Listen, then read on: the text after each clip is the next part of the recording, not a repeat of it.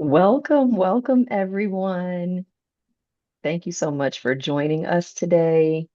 Please change your chat feature to everyone so that you can let us know where you're representing in the chat. Just type in where you are joining us from in the chat. Thank you so much for being here. We'll get started in about 1 minute.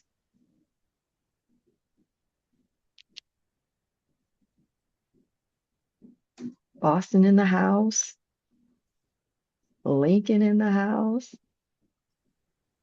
Okay, Kingston, Philly in the house.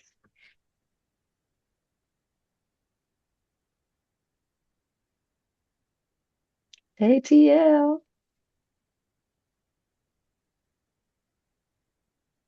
Wonderful. Remember to change your, hey, Auburn in the house. Change your to everyone instead of hosts and panelists so all of the attendees can see where you're representing from. Thank you so much for joining us for today's APA Plus CAN webinar, Partnering in Practitioner Progress. My name is Dr. Candice Hargons. I'm a licensed psychologist, a former practice owner, and a tenured associate professor at Emory University's Rollins School of Public Health. I founded the Center for Healing Racial Trauma in 2019, where my team and I provided mental health services, training, and consultation to hundreds of people throughout the United States. So I have an intimate knowledge of what it takes to run a practice, but I still love learning from colleagues who are more experienced. With a combined, what did I say, 47 years of experience on this panel, we are going to learn a lot today. I'm running for president-elect of the American Psychological Association, and it is my pleasure to moderate today's conversation alongside an incredible group of psychologists who are leading, innovating, and expanding what it means to build a meaningful and sustainable career in our profession. Now, one of the reasons I was excited about this conversation is because psychologists are often given a false choice: either prioritize impact or prioritize financial sustainability. I have fallen into this way of thinking, but we know it's simply not true. When practitioners are supported, resourced, and able to thrive, our communities benefit as well. So today's discussion is about sharing practical strategies, honest lessons, and real experiences that help us build careers where we don't have to choose between our purpose and our prosperity. Now, before we get started, I need to cover a few housekeeping items. I would like to acknowledge and thank the DEAR Project for sponsoring continuing education credits for today's webinar. We are so grateful for their partnership and support in helping make this conversation accessible to psychologists and mental health professionals across the country, as we can see represented by all of the places you are visiting us from in the chat.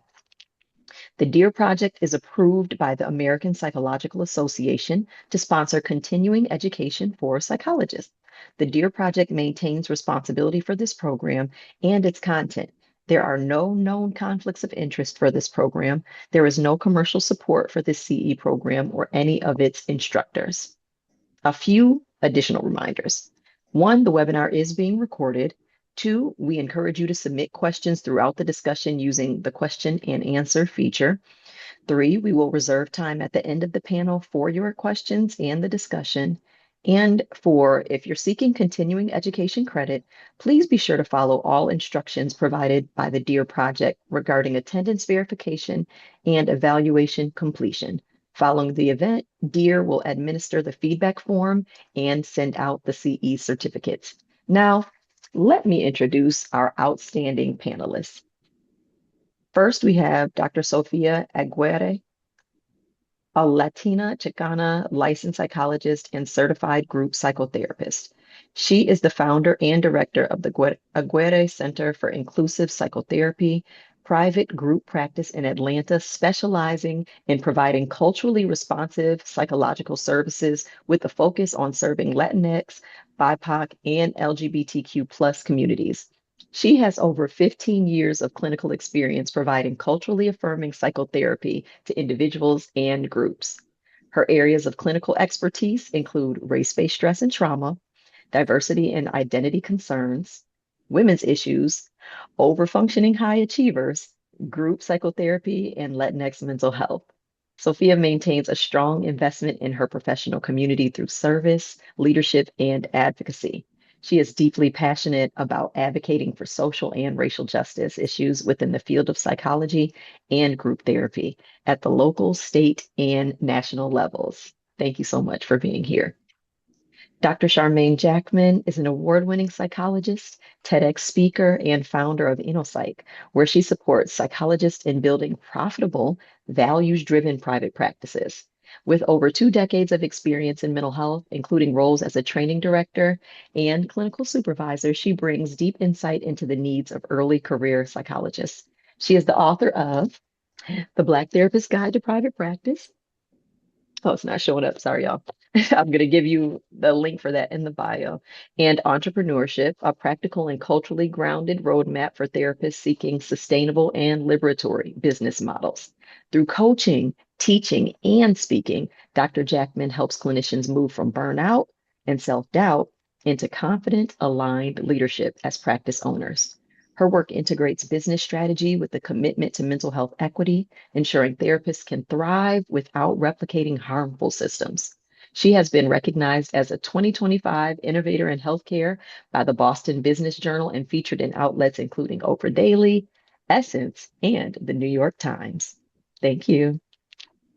Dr. Kiara Manosalvas is a licensed psychologist and founder and clinical director of Vitasana Psychology and Wellness, a New York City private practice dedicated to culturally affirming bilingual care for BIPOC communities. She specializes in the intersection of ADHD and relationships, using emotionally focused therapy, EFT, to help couples navigate the unique dynamics neurodivergence can bring to partnership. Her clinical work also centers on complex trauma, where she takes an integrated trauma informed approach to healing chronic and relational wounds. Beyond the therapy room, Dr. Menosalvas works as an executive functioning coach, partnering with students and legal professionals to build sustainable systems for organization, planning, and stress management. She also serves as secretary of the National Latinx Psychological Association and chair of the Early Career Psychologist Committee for APA's Division 17. Thank you. And finally, last but not least, Dr. Bedford Palmer II is a licensed psychologist, professor, and serves as chair of the counseling department at St. Mary's College of California. As founder of Deeper Than Color, he is an architect of healing spaces where identity is honored and justice is non negotiable. Dr. Palmer reimagines therapy through African centered liberatory practice and practical empathy, inviting communities to feel seen, heard, and whole. Whether amplifying voices through the Naming It podcast, mentoring future healers and change makers, or crafting tools like the Healthy Conversations children's book series, Dr. Palmer's work dismantles barriers and builds pathways toward freedom. A master of multicultural competence, social justice advocacy, and organizational transformation, Dr. Palmer leads with both heart and hustle, ensuring the next generation of counselors and psychologists are ready to challenge injustice, innovate practice, and anchor their work in resilience and purpose. Thank you. Thank you all for being here. And as you can see by these bios, they know what they're talking about. So, one of the reasons I want to convene today's conversation is because I believe we have to stop treating practitioner well being and access to care as competing priorities. Our profession needs solutions that allow psychologists to thrive while expanding access for the communities who need us most. So, let's get into it. Many psychologists enter this profession because they want to help others. But when conversations about money, business, and financial sustainability are often absent from our training program, what do we do? First question is, why do you think that is, the absence of these conversations? And what has been the cost of that silence for psychologists and the communities we serve? Anyone can jump in. Hi, everyone. Good afternoon or good morning, depending on where you are logging in from. I am that question, right? I think that's chapter 1 or 2 in my book. It's by design. I think it's a little bit by design. I, you know, as many of you have experienced, you have been trained as great clinicians. but zero around business. We are also taught implicitly or explicitly to devalue our services. So how many of you have had unpaid internships, right? All my career was unpaid internships. And when I did go out on pre-doc internship, I was I was making probably below the poverty line, right? So in many, after 4 years of, of coursework. So in our training, in the system that we're in, we are actually taught to devalue our services. And so it's therefore no surprise when we get out and if we do decide to start a practice, because that's a whole other issue, right? Many of us are also taught, and I think we are shuffled to the front line, right? Particularly for BIPOC clinicians. We lack mentorship, we lack any guidance into the business aspect of it. And so if we do decide to go out and hang our shingle, it's definitely the pricing becomes a big piece. And so if you undercharge, that means you need to see more and do more in order to make your revenue. And that's a recipe for burnout. So those are some of my initial thoughts. I have lots more, but I'll leave space for our panelists to jump in.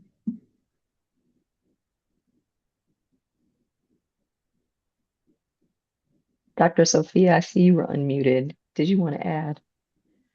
No, I mean, I agree with everything Dr. Jackman has says. Definitely, I wish there was much more conversations or classes in graduate school about the business of psychology, practice management, like even leadership, hiring, marketing, negotiating contracts, supervising like teams, not just like supervising clinicians. And I think those are just, those were missing in my graduate program and things that I had to kind of learn along the way. The other piece that was coming to mind is that I also think, in general, we need to normalize conversations about money.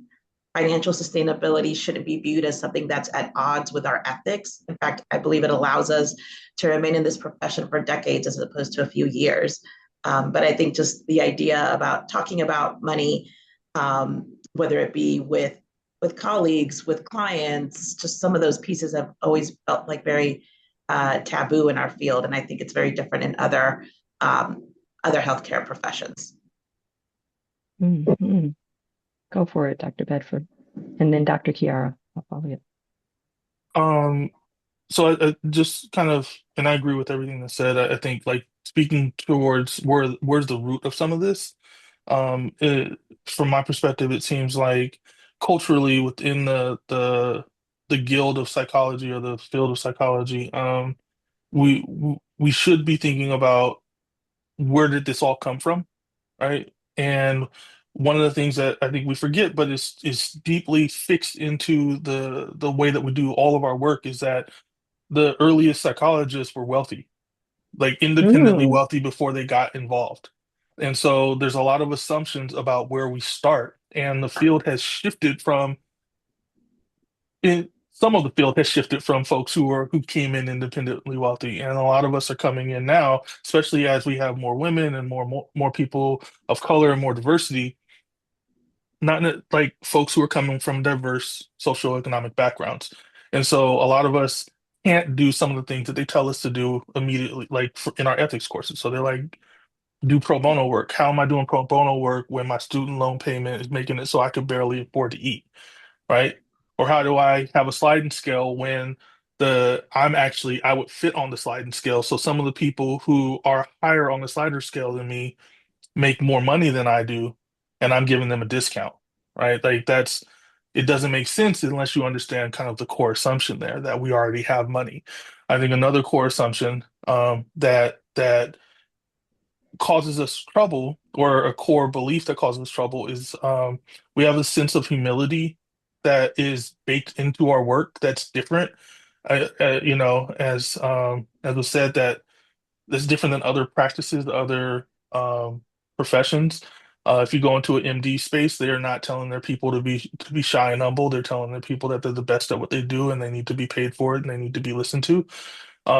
We will let people take our doctorate away by going into a space, and then suddenly we're getting our first name, and every other person with an MD or whatever is getting their doctorate. So I think that those are some of the assumptions that we need to, or some of the belief sets, the core beliefs that we need to address in order to make changes around this. Hmm. And I saw in the chat the T that we did not know that the assumption was we were already wealthy. Whoop. Yeah, Dr. right. Kiara, jump in, please. Yeah, I also agree with what everyone is saying. And I think this conversation is very important because what I have learned about business is that what I often say is that it feels like very much a mirror into all the things that I need to work on. So the people pleasing, the boundaries, the ability to say no, the ability to push back, right? So, saying what I'm thinking and it not landing well with people, being called assertive, right? And then having different words being kind of thrown around to kind of describe that energy. And I think that one of the things that I've learned in business is that it, I, unlike academia or even throughout training, I feel like it was much easier for me to just keep going with the status quo of going through brute force, like just keep going, right? Just keep burning out, keep, staying up late, keep, continuing to like self-sacrifice, continuing to compromise your own mental health for the purpose of someone else. And then I think once I graduated, once I got licensed, and I realized that I do have the ability to, raise my fee and decide how much money I want to make and decide what is, even that number, right? Like what is the number that I need to make? I don't, I would love to be a millionaire, right? I would love to, be able to have, a bigger apartment in New York City, right? But like, do I need it? And so there's also this question too of like, what are my own values? How much money do I need? And then how is that reflected in my fees? And I think that in business, the reason why it's been so helpful for me is because I do have agency to be able to decide for myself, I am worthy of that. Whereas I think in other systems, I have not felt that way. I have often felt like I kind of just need to keep my head down and do the work for free. And, I have no issue with service, right? I have no issue with, so much of our work is about service and so much of that is important for giving back, right? It's so much of how many of us got to where we are, right? And through just the support and the mentorship that we received from other folks in academia, other folks in different careers that or different placements that we've had, field work. And I think it does, very similar to what other people were saying, I think it does do something to our head, our brain, to constantly be putting ourselves second. And business is, I think, one of the first times where I'm learning to put myself first and dealing with the discomfort of that. Because it is hard. Like it's very hard, right? And it is anxiety provoking. And it is scary and it doesn't always work well, right? Like people will say, no, unfortunately, I don't think I can afford that, right? Or I don't want to see you outside of insurance, right? And so I've had to learn how to hold that I can be both worth my fee and also not for everyone. And that's okay. And that I don't have to compromise myself. I don't have to sacrifice my needs, my necessities, my financial health, to take care of other people all the time. Thank you.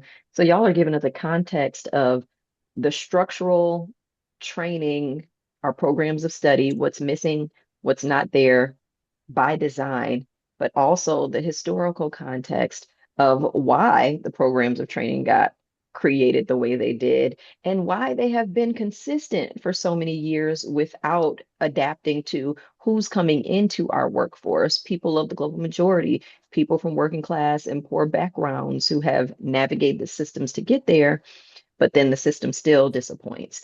In addition to transforming through our interior work, our own sense of worthiness, the values-based leadership of a practice, meaning those values apply to us, just like they apply to the people we're serving. Yes, I saw your hand, Dr. Palmer, and then we'll shift into our next one. I just wanted to throw one more frame in there because I think we've all focused in on kind of what we do and what we like internally to the field, what's the issues. And I think that, that's our conceit as psychologists. We tend to look at what's your personal responsibility. We got to be, I think we also got to look at what's external. There are people who profit from us not valuing ourselves. And it's intentional, it's on purpose. Like when you go into a hospital and you're depressed by salary, or you're going to a counseling center, or you go into community mental health, they expect us to make less, Mhm. Insurance companies expect us to make less, they value us less, and they promote ideas that kind of get pushed out, and we end up, we take that on sometimes, but I don't think that we should just talk about this as an internal issue. It's is our society doesn't one understand what we do. They don't understand what it takes to get to where we can do what we do, and they don't value it until there's an emergency. Like I talk to folks about like for instance, like I've had conversations with police officers who talk about kind of being on the front lines, and I'm like, we value you in these spaces, but do you understand that when you can't handle that person and you get the psych consult, they come to us, you know? And that's everywhere. If you're in the school, when they get to the camp, when they get into the space where you can't deal with it, they come to us. When you're in the hospital, when you're in, anywhere, we're the last line for a lot of people in terms of behavioral health. And folks don't appreciate that as the position that we actually are in, and they pretend as if it's like, you can go to a friend and get this help. Mm. So there's also that systemic outlook that we need to consider too. It's not us needing to solve all of the things because we're going to pull ourselves up by our psychology bootstraps. But also, there are some structural and systemic things. I really appreciate you mentioning insurance companies and corporate greed, and then the propaganda that is created out of that corporate greed. And I think it's something that at the level of APA presidency, we have to be more articulate about because even in Georgia, many of you are dealing with the crisis related to Aetna and reducing the insurance reimbursements and pushing people off of Medicare. Like there are so many things ongoing right now that really come back to greed, people wanting to make sure that their investors get a certain amount of money, as opposed to people who are needing our services get served, and the people who are providing the services are treated well and compensated appropriately. And I think that builds into our next question because each of you represents a different stage and approach to private practice. Looking back, or even for people who are evolving right now in your practice, your current journey, what decisions have had the greatest impact on creating a career that's both fulfilling and financially sustainable? I guess I can jump in. I think looking back, the most important decision that I made was intentionally building a practice that reflected my values instead of trying to fit other folks' models of success. So early on, I realized that I wanted to create a center or a practice. Initially, I started off in solo practice, intentionally serving communities that often struggle to find affirming and inclusive care, such as Latinx and BIPOC communities, LGBTQIA clients, immigrants, neurodivergent folks, and folks from non-traditional relationships. And more recently, I focused more of my work into working primarily with therapists and mental health professionals, BIPOC, generally therapists. Ironically, for me, being more specialized, not less, so instead of just being a generalist, allowed me to practice more sustainably. Because when you're clear about who you serve and what you stand for, clients, referral sources, clinicians, they know exactly why they are seeking you out. That it's like, oh, yes, I know this center focuses specifically on these populations. And then I think the other piece was recognizing that sustainability isn't just financial sustainability, it's also relational. So I feel like I've always invested heavily on building a collaborative relationships with colleagues, and now building collaborative team culture within my center where the clinicians support one another, consultation is normalized, and people feel like they belong. That was really important to me in creating a center, is being able to, it being a place that people feel really a deep sense of belonging and inclusion. So I think that's become one of the greatest strengths of our center is the clinicians themselves and the relationships that we have with each other. Yeah, I would say those are some of the main pieces, and also part of that maybe is kind of what we talked a little bit about earlier, is just learning that business and psychology are not opposing forces, and that learning more about leadership, systems, marketing, finances, it wasn't abandoning my core social justice values. It helped me understand ways that I could live them more sustainably. And so every business decision that I make allows me to hire another affirming therapist, or offer more reduced fee services, or provide more training opportunities that otherwise some folks wouldn't have access to. Mm-hmm. And how many people are you currently leading right now? I know I've watched your practice grow and had colleagues who have and continue to thrive under your leadership. So I have 12 therapists, so that includes psychologists and master's level therapists. And then I also have 3 doctoral practicum students. That's dope.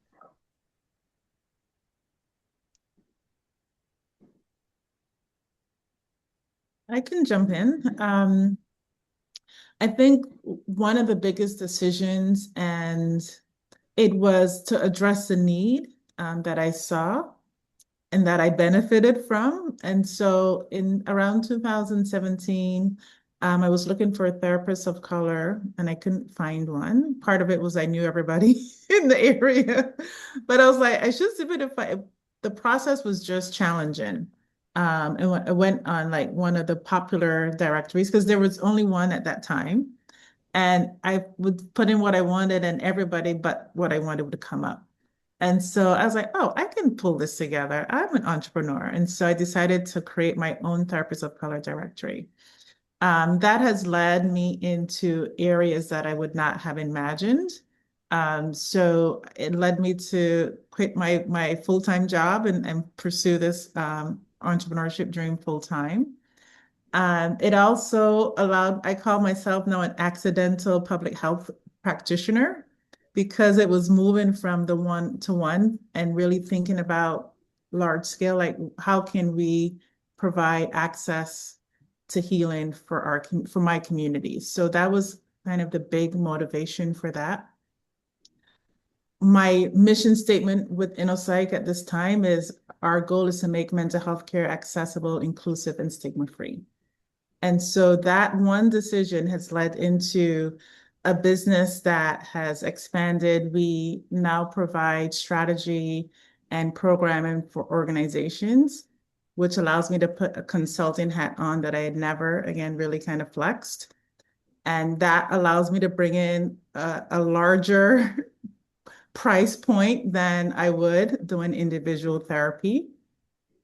It has allowed me to hire people to support that work.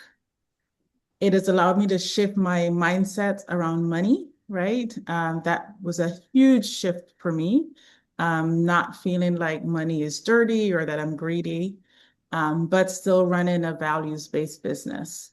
And so I think sometimes you think about a decision that we never know where it's going to take you, but worth the risk and worth the adventure. And so that has been the journey with InnoPsych. It is not for the faint of heart, entrepreneurship, particularly doing it full time when you don't have a backup salary to rely on.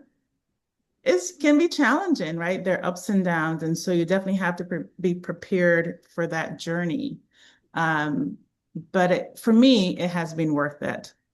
I am someone who works hard, so I've had to readjust and learn as well. What does well-being mean for me as an entrepreneur? I don't always get it right, but it's something that I'm pursuing. Dr. Kiara, you mentioned this, putting myself at the center. A lot of business owners put their business at the center. As an entrepreneur, as a practitioner, you have to be at the center because if you're not well, it's going to show up in your business. And so being able to make those shifts and again, around my money, around my well-being has been really important. And something Dr. Sophia mentioned, going out and getting courses in business skills. I've been part of a number of accelerator programs. That has allowed me to get mentorship, learn how to do this well. So you have to be a constant, for me, I mean, in my opinion, you have to be a constant learner because you're going to be constantly faced with things you need to figure out. And to me, that's the curiosity and excitement about trying to figure things out. But I think that allows my business, it allows me to be open to other avenues, to other ways of growing. Now I'm part of an AI learning circle, so I'm learning a lot about AI and becoming an expert in that area. So again, things that I never imagined, but I allow myself to be open to possibilities. Jump in, Dr. Kiara. I was going to say there have been a lot of different things that have really sort of had a huge impact, and I'm still, very early career in my entrepreneurship journey, very early career in my licensure journey, and so I recognize that I have a lot to learn, and I think one of the things that has truly stuck with me is the importance of self work as you're also trying to grow your business, and it kind of goes back to what I was saying earlier with business being a mirror to all my own struggles and my own things that I might have been struggling with. And I think for me, the big thing that really moved the needle for me was deciding to invest pretty significantly. It was, and I'll be honest about the price because I think it is important for psychologists to talk about like how much things cost in terms of like training. I ended up paying about $15,000. It was a payment plan. It was like a year-long payment plan for a business coaching mastermind. I worked with Hello 7 and I did their mastermind, and that was probably the most money I've ever spent on myself ever. I am someone that is very generous with, particularly with my family. I always say that I am my mom's retirement plan, right? Like I work very hard to make sure that like the folks that I love are healthy and safe. And I often put myself last. And I think making this decision and paying for this mastermind and putting myself first, I learned so many things just in regards to just like how to run a business. Like there was a lot of just, education around it. But I think truly the thing that it helped me do is acknowledge that I can't do it all and I shouldn't have to do it all. And so something that I also realized is that I recently quit my job. I was in my full-time job. I was in academia. I was an assistant professor of teaching, and I loved it. Like it was truly my dream job. I was the coordinator of the bilingual program.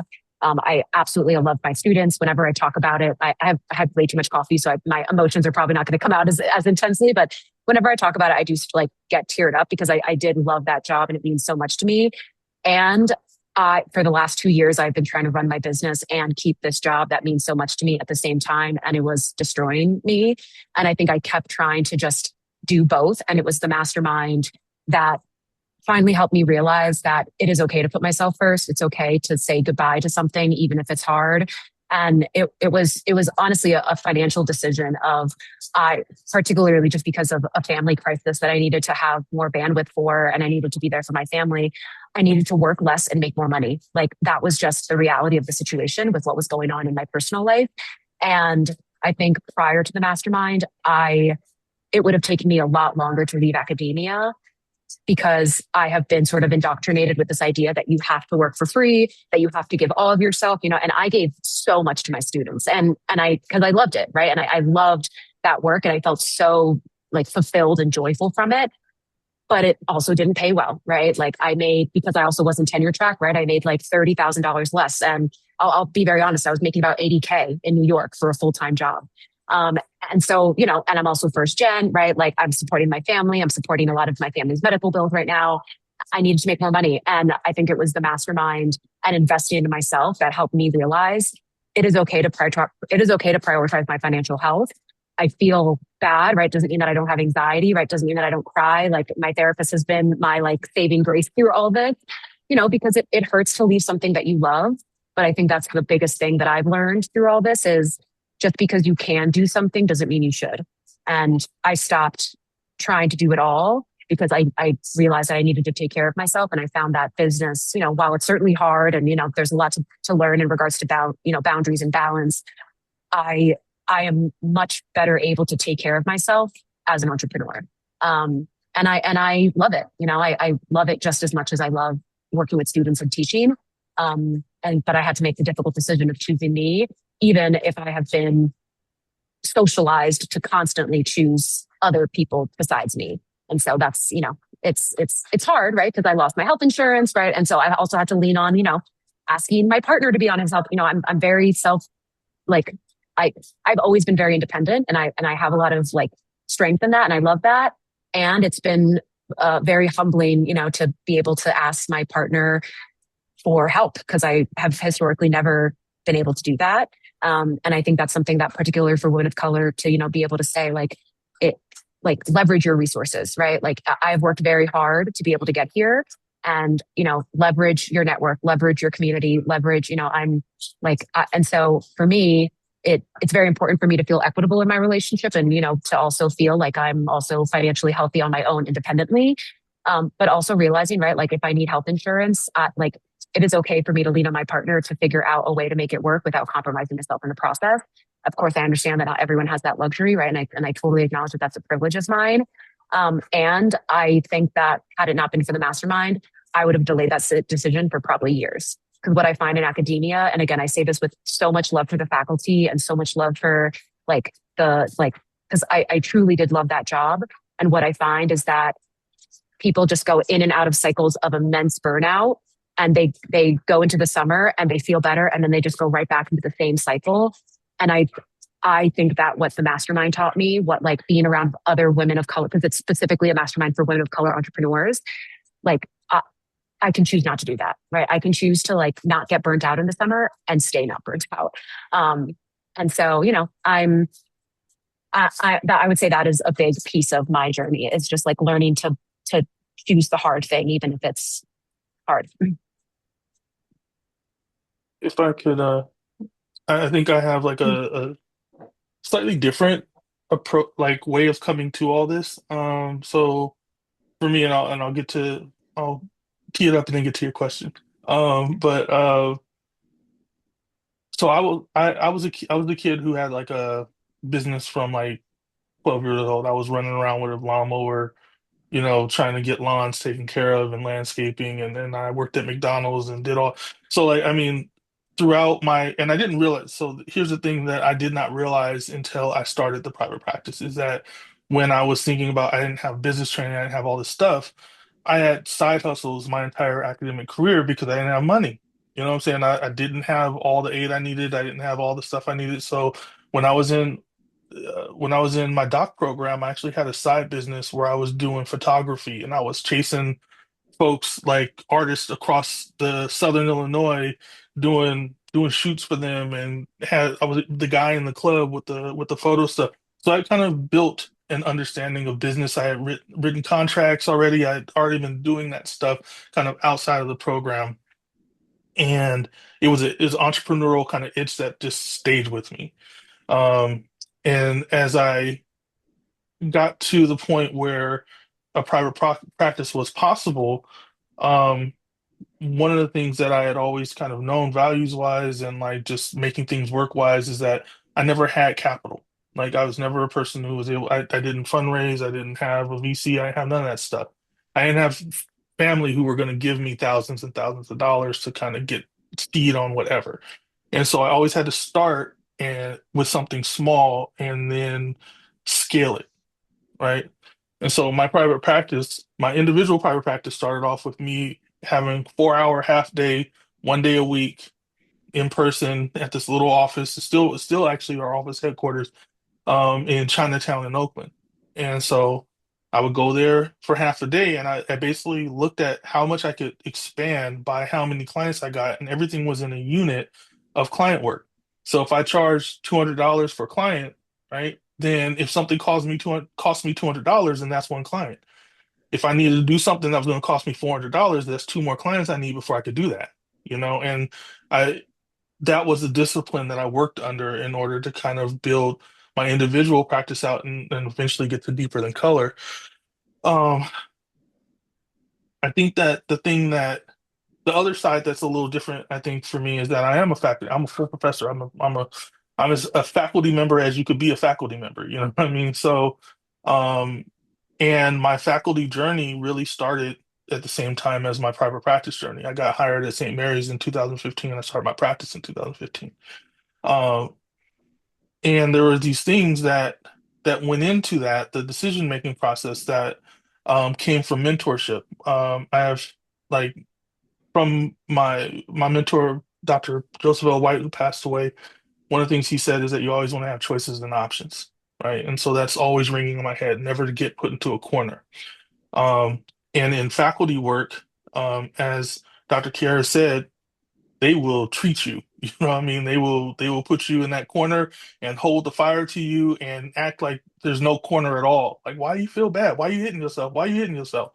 And what I found, my one of my other mentors, Dr. Michael Connor, he taught me that, and he was a faculty member who had a private practice. He was like, look, the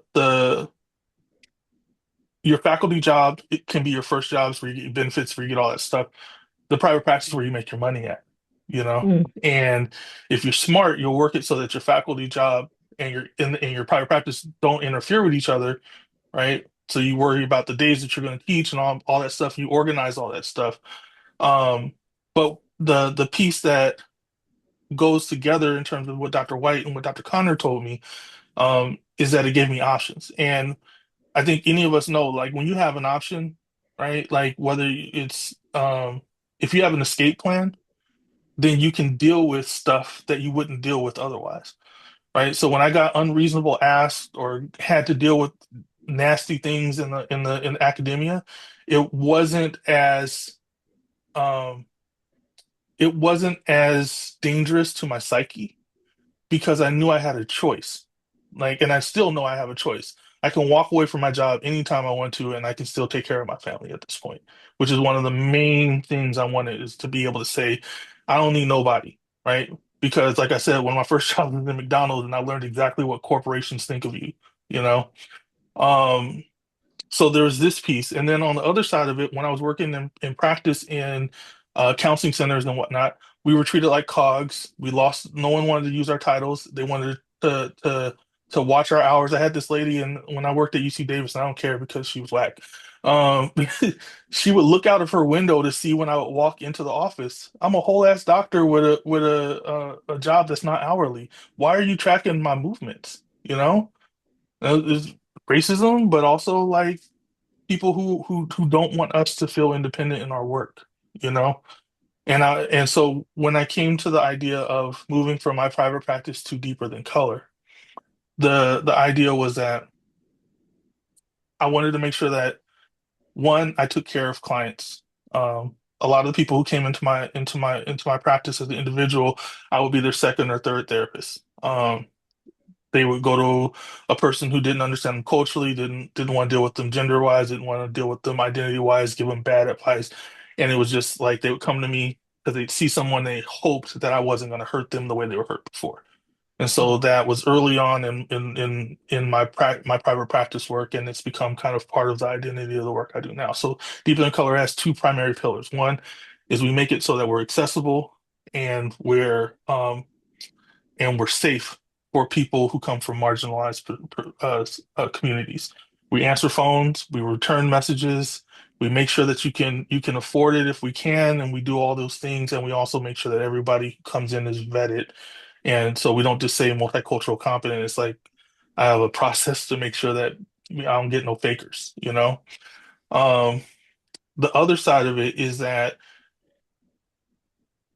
we don't get cared for as clinicians. We don't get cared for as Mm. psychologists. I have really close friends who were really just um, injured by other therapists, other psychologists who were in private practice who used them to make money, you know? Um, and I couldn't do that. I can't move, even though I want to make money, I can't be a capitalist like that. And so I wanted to make a space that was both safe for clients and safe and empowering and respectful for clinicians, right? And so Deeper Than Color try like it is the fruition of that where um folks come in and they're respected in their title, they're respected in their autonomy.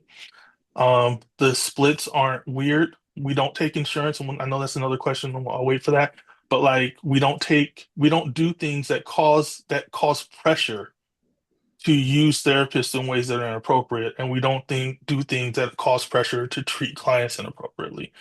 And all of that comes from this idea that I wanted a space where I would feel respected if I came to it, right? Whether I was a client or whether I was a clinician. And I wanted to make a space for clinicians. And one of the things about Deeper Than Color is that most of our clinicians have other jobs too. Mm. So it's not a space where necessarily we're going to make all our cash in one space, you know. And I help people understand that like this is not that. Get your faculty job, do your other clinical work, do your other, consulting work. You can, a lot of my folks come in and they're actually not in the payroll as their name, they're in their payroll as their business, you know? And I think that that's an important distinction. Like the models that we use as clinicians don't have to be W-2. That's the reason why we come in 1099. And that's the reason why physicians do that stuff too. It's like their deeper than color is a practice of people with practices, you know? And if you keep that in mind, then you don't make people into cogs. And I think that that's kind of, for me, like where a lot of this comes from. It's just that there weren't spaces, so we have to create them. You know, if there's nothing there, we got to build something. And there weren't spaces where clinicians, where other psychologists, particularly, because all my folks, I have 15 psychologists, and we're all psychologists, have a space where we're respected and valued and made the center. You know, and I'm not saying you can't be made the center, other people can't be made the center other places, but I'm a psychologist. Why wouldn't I make a space for psychologists? Right. That And builds it's, on, let me yeah. take something from that because we've got three great questions from the Q&A, and it's tapping into many of the things that you've all just shared. One, when I heard Dr. Sophia say that she is a psychologist who works with clinicians now, it made me think of what you were saying, Bedford, about like needing that space where people like us who are the psychologists and are the healers are also getting care. Um, we had some comments about academia and the way we have had to navigate our faculty roles. I'm a full-time faculty member and a tenured associate professor, and that has been my whole career, holding a practice alongside that. And we've got practices about like how we treat each other. So I'm going to let like one or two of you answer each of these. The first one being about how we do our practices equitably and non-exploitatively as a owner of a group practice. Like, so in other words, they ask, how should I compensate other clinicians provisionally and fully licensed? What benefits should be included, like in a way that doesn't exploit them? And I'll let one or two of you take that. And then we have other two more questions that I want to make sure we get to because these are really good. I can, oh, sorry. You want to go Dr. or Spear, you do you want want to? to? Well, I can just, mine might be a quick response or maybe not. I don't know. For me, this was really important. I wanted to make sure that as I was building a center, that I was including and thinking about social justice in every single aspect of my center, from the organizational structure, the policies, the compensation, as well as the systems, the clinical systems. So I was very intentional about compensating my clinicians and having a fee split that's higher than, I mean, there might be someone that's higher in Atlanta, but as far as I know, my group practice has the highest compensation of any other group practice that I know of. It's a 1099, they're not W-2s. And that was also so that I could give folks much more autonomy. So for me, I was very conscientious of having a fee split that was higher than traditional fee splits in our area, and also thinking about how that would work if someone's pre-licensed or fully licensed, and then also having it scaled so that they make more money the more clients that we see, so that they see, so that it's like I'm making more money, but they're also making more money. We're making more money together. It's not just one of us making more money if they're seeing more clients. So, I mean, those are the things that I've done is I've tried to make it, I've tried to be generous, but also having to keep in mind, which kind of ties in the other question, that I have to keep, the center has to be viable and sustainable in order for me to be able to operate it, right? And so thinking about like, what's the most that I can compensate my clinicians while still creating a profit so that the center can be sustainable and viable and exist. And for me to be able to live comfortably, because I mean, one of the questions I'm always asking myself is the juice worth the squeeze? Because I put in a lot of work into my private practice. I feel like in some ways I'm working more than I did when I was a solo clinician. And yes, I'm making more money, but if, I do want to check myself. If I'm making more money, but I am not happy and I'm working too much, that's not going to work for me either. But trying to find that balance where it's profitable, it's sustainable, but also my clinicians are being compensated fairly, equitably. I provide folks CE stipends. I try to do what I can to create a culture that where each clinician feels valued and cared for. I do a lot of things where, we do quarterly, we do get-togethers. I take my folks out for dinners or cocktails. I have people over at my house for barbecues in the summer. I have an end of the year party that I host. So I try to do things to create, that are not typical for what folks do when they're just 1099s. So that's kind of the end. And it kind of ties into the other question about capitalism. We do live in a capitalist society. I do have bills to pay. So yes, I am profiting from my center, but I'm also very transparent with my clinicians about what some of those numbers look like. What are some of the expenses that I have as a business owner, and what that looks like, if like a whole bunch of people were to leave the practice at once, how that would impact the business. So I try to also, I think for me, the way I navigate some of the capitalist structures is to try to make it equitable, but also try to be really transparent about some of the business decisions and even the financial numbers that go into running a practice. Thank you. And so I think the next person building those two questions together as well, like how do you reconcile the conflict of capitalism while still benefiting from aspects of capitalism, in thinking about how you compensate your practice, your staff, or the people who are licensed professionals in your practice, even students and trainees, like people who are provisionally and or fully licensed. Anybody else want to jump in before we move to our final question, it looks like? Oh, I did want to add just one more thing. Sorry. For me, it was also important that people didn't have to have a side hustle. Like if you're working at my practice, the goal is that if you want this to be your full-time job, that you don't need a side hustle to be able to, to live above the poverty level, and that you're able to be able to afford services like your own therapy services. Like if you're working at a practice and you can't afford your own therapy, but you're providing therapy, I think that's problematic. So those are some of the things that I talk about with my clinicians about. One more person want to jump in?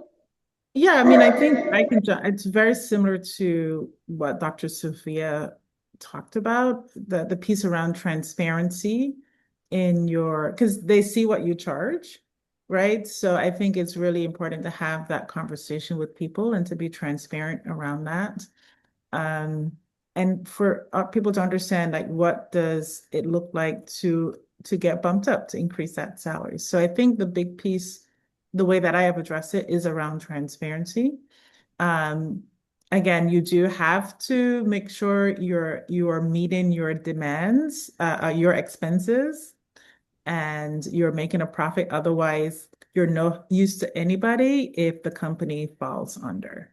So ensuring that you have good systems in place, so that you are also making sure that the business is healthy from a financial perspective is really important. So I think being able to, you have to balance those two. And so having a good sense of your accountant, having a good accountant is important as you think about that piece around your fee structure.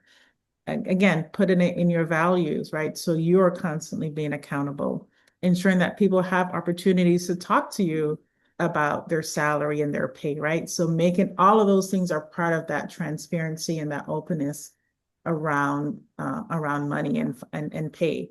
And I think our culture is often a lot of silence and secrecy around that. And I think the way to counteract that is around transparency in those conversations. And let me build on that one for the final question we got from our attendees.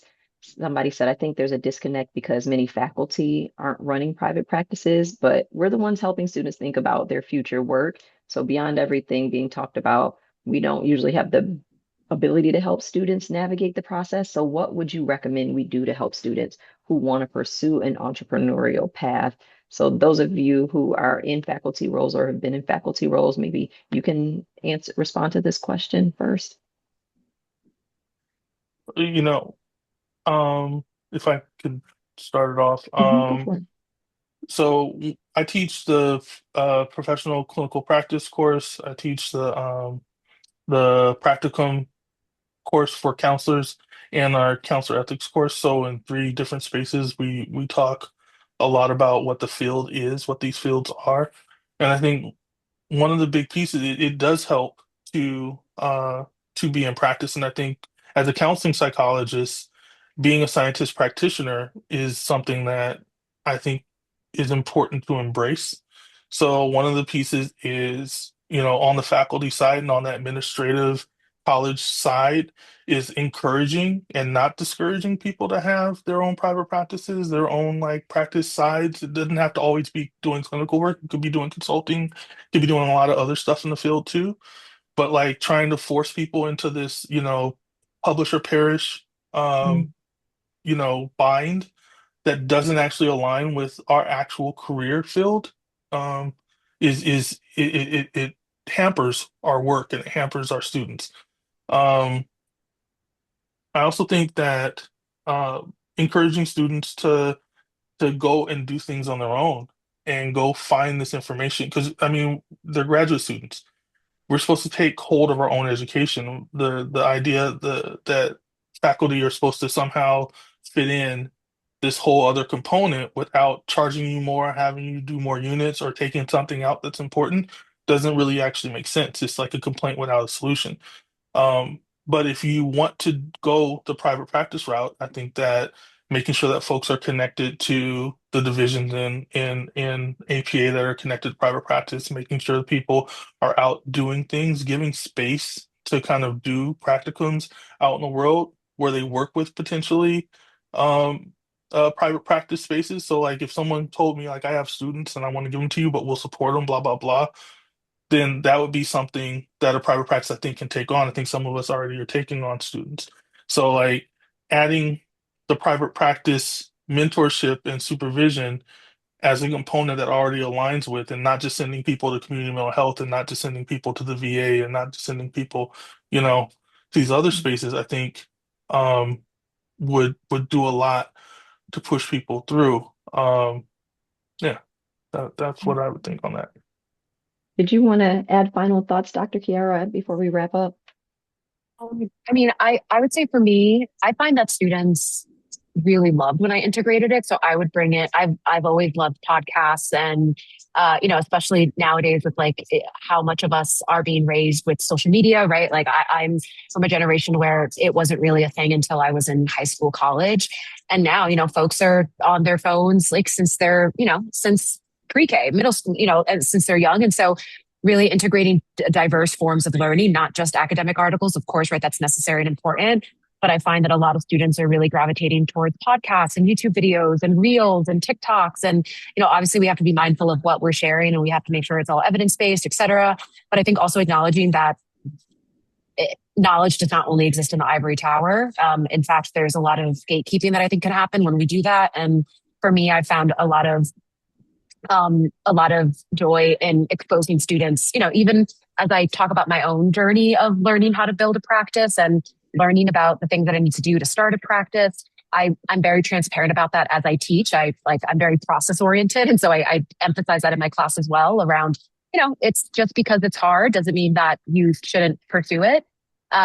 Particularly if it's something that you are interested in. And so really kind of teaching students that there are tools, similar to what Dr. Palmer was saying, there are tools out there, and then teaching them how to access those tools, right? Just like you teach them to access, Canvas or Clio, or Clio is a TC thing, but like, how to use the library, how to use, like a system, whatever that your university uses. How can you also use the resources available to you to learn about other things as well? And so, I incorporate a lot of that into my syllabus. A lot of students have approached me about, doing like an entrepreneurship, like mentorship thing. And so, there are lots of different ways that I think students are interested, but I do think that there's a lot of desire for that to be more prevalent in academia.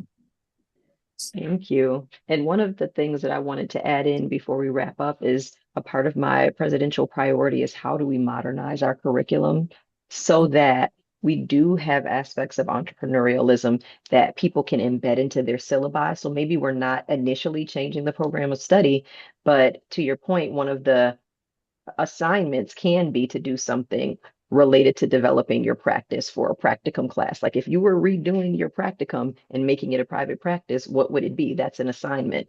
I've always invited my mentees into my practice to do consultation, to do training with national corporations, to do some of the group therapy, healing spaces, and circles because I want them to get a feel for it to see if that's something they might be interested in doing. And so I appreciate all of you for thinking through those different ways of ensuring that we're not just waiting until we get into the field and having to figure it out on our own, but we're also passing the baton pretty early on to people who are currently in training and then continuing to seek education outside of that which we got. So thinking Dr. Charmain's book, and I have read it and it has been very useful to me.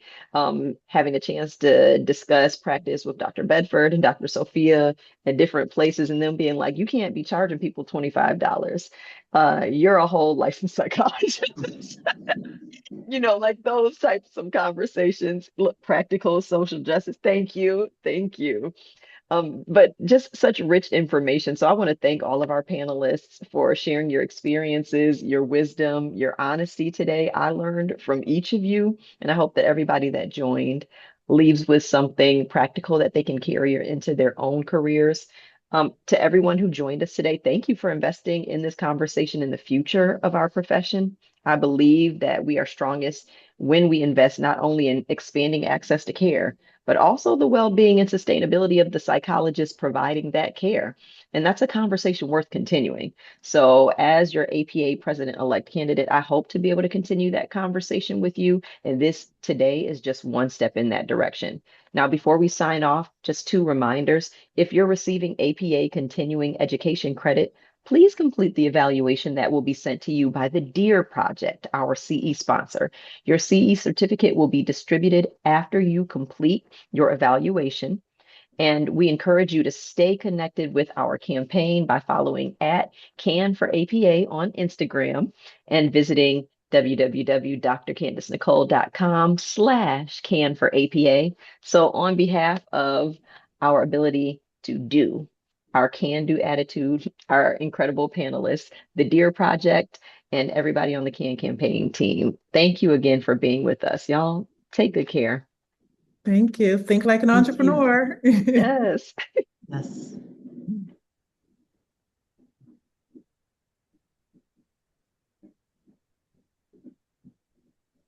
That was fabulous.